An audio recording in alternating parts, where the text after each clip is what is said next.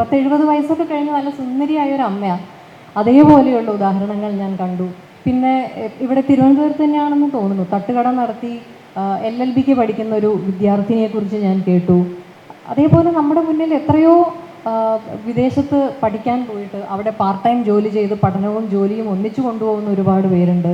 ഇപ്പോൾ വീണ മാഡം എൻ്റെ അടുത്ത് ഇപ്പോൾ നേരത്തെ സംസാരിച്ചുകൊണ്ടിരുന്നത് ഞാൻ ചെയ്ത ബൈക്ക് യാത്രയെക്കുറിച്ചായിരുന്നു. അപ്പോൾ സത്യത്തിൽ എനിക്കൊക്കെ എത്രയോ ബൈക്ക് ഓടിച്ച് ഹിമാലയം വരെ പോകുന്ന സ്ത്രീകളെയും സ്വന്തം അമ്മയെ ബൈക്കിൻ്റെ പിന്നിലിരുത്തി സീമ എന്നാണെന്ന് തോന്നുന്നു ആ ഒരു റൈഡറിൻ്റെ പേര്, ഹിമാലയത്തിൽ വണ്ടി ഓടിച്ച അങ്ങനെയുള്ളൊരു റൈഡറുടെ കഥയും ഞാൻ കേട്ടു. അപ്പോൾ അതിൽ നിന്നൊക്കെ എത്രയോ നമുക്ക് ഇൻസ്പിറേഷൻ ഉൾക്കൊള്ളാൻ സാധിക്കുന്ന എത്രയോ ഉദാഹരണങ്ങൾ നമുക്ക് ചുറ്റിലും സംഭവിച്ചുകൊണ്ടിരിക്കുന്നുണ്ട്.